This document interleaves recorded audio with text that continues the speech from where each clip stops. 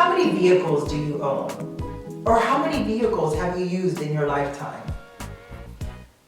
Do you have a car? Have you been on a train? Have you flown on an airplane? Do you ride a bicycle? All of these are vehicles, modes of transportation that each and every one of us use.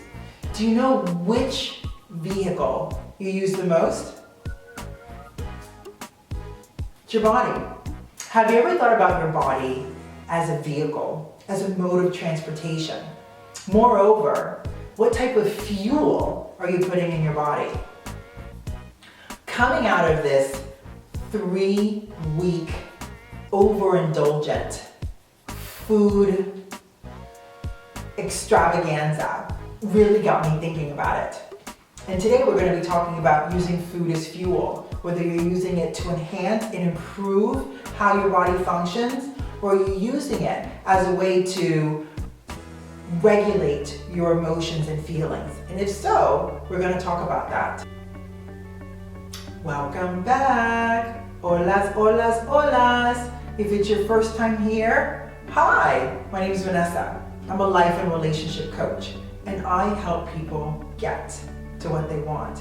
I do that by teaching my clients a few little tools and techniques that allows them to increase their level of self-confidence so they can use the tools to address the challenges of the past or present moment and continue to use it as they move forward to create the life that they want.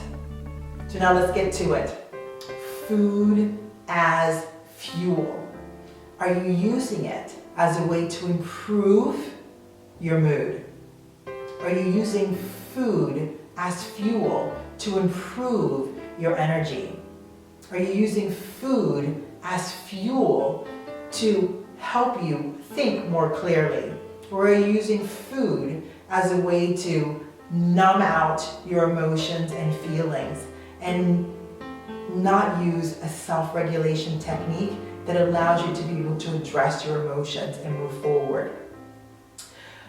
I don't know where you live in the world, but this is a moment that each and every one of us experience every single year. I'm sure there's 2 or 3 holidays throughout your family's life and country where you eat overindulgently and you just enjoy yourself and the holidays as we all should. And this is what got me thinking about it, because we just came out of Christmas and New Year's. And I can tell you, at the end of those 3 weeks, I felt lethargic. My brain had the biggest fog, and I really just didn't feel good in my body. And it was super interesting because I loved everything that I ate, don't get me wrong. But the cakes and the cookies and the way too much champagne and wine are stuff that I don't typically have. So the way that it affected my body was super interesting. So I did some research on it. And the research always states that food affects our neurotransmitters in the brain, which affects the serotonin in our bodies, which affects the way that we feel. So of course, mood plays such an important part. And why is that? You're looking at me going, why is mood so important?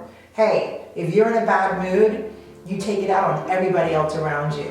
When you're in a good mood, you also share that with everybody else around you. So understanding how food is able to help you as a fuel to help your body and your mind and your spirit work its best is great.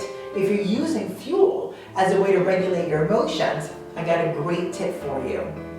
My personal numbing food of choice is, are you ready? Cheese puffs. When I'm having a bad week, woo, I can eat a bag of that and nothing flat. What I recognize when I do that is that I feel even more crappy afterwards, instead of using my tools to be able to regulate my emotions. So this is so interesting because when you look at self-regulating, first of all, it's a choice. You and I have the choice, either wallow in our sadness and woo woo, how terrible is my life, or we can put our big girl panties on and big boy underwear on and say, hey, there's a problem here. What can I do to fix it? So when you look at emotions, emotions are your mad, sad, glad. They focus on that hurt little child when you were 4 years old and you become very reactive from your emotional side. Your logic side always has to do with your, okay, there's a problem here, let's find a solution. It's very solution focused. So when you put a face on logic, it's an adult, it's a parent, or it's that best friend that's standing there with you and, you know, holds you and supports you, gives you compassion, gives you empathy, and says, all right, now that's enough, wah, wah, let's look at solving it so we can move forward. And that's the great thing about emotionally being able to know how to self-regulate. It's something that constantly goes up and down. When you don't have the tools to be able to know how to regulate your emotions, we tend to go into these numbing kind of tools like cheese puffs, or drinking excessively, or using gaming, or drugs, or drinking. Any of these numbing tools, one can say, in effect, help each person just numb out of what they're feeling, their emotions, because perhaps they don't have the tools to know how to self-regulate. And the thing is, like I've said before, food as fuel is so important because it allows you to be able to function in the highest way possible so that you can just be able to maneuver the world and show up in your best way. Now, we all know about the type of foods, or maybe we don't, the type of foods that allow you to have like the high octane type of fuel for your body, or like the fatty fishes, they're the dark chocolates, the fermented foods. This is so good for your gut health. It's got to do with your berries, it has to do with your nuts and seeds and your lentils, legumes, things like that are so good. When you think about fuel that doesn't allow your body to really function at its best, you think about cakes and cookies and ice cream and Cheetos Puffs.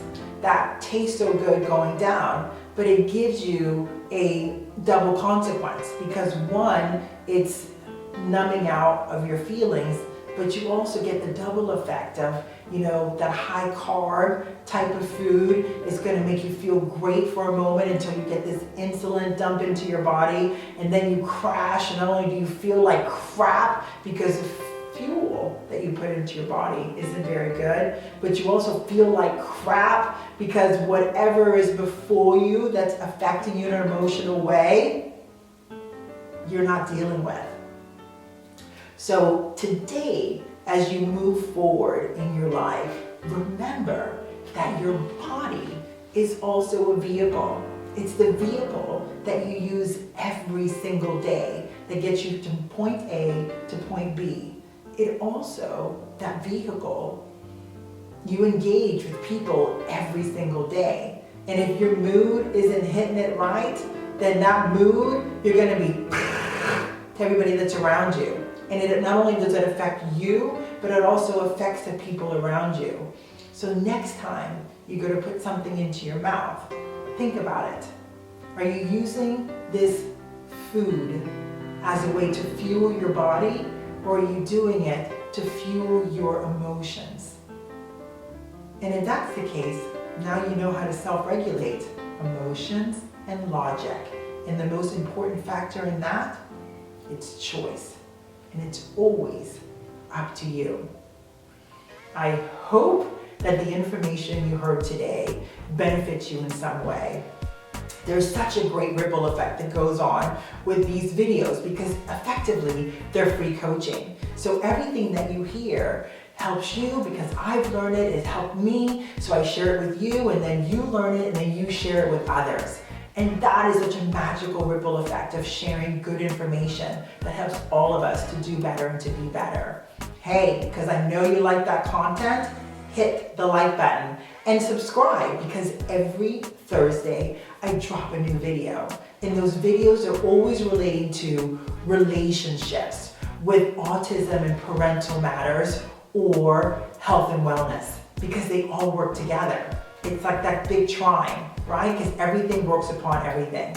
So I hope that it finds you well. I'm looking forward to hearing your comments about this great content. And remember, if you want to work on something else that's going on in your life, just connect with me. You can always find me on my website, vanessaleecurley.com. You can book a free 30-minute consultation and we'll be able to help develop a plan to get you from where you are to where you want to be.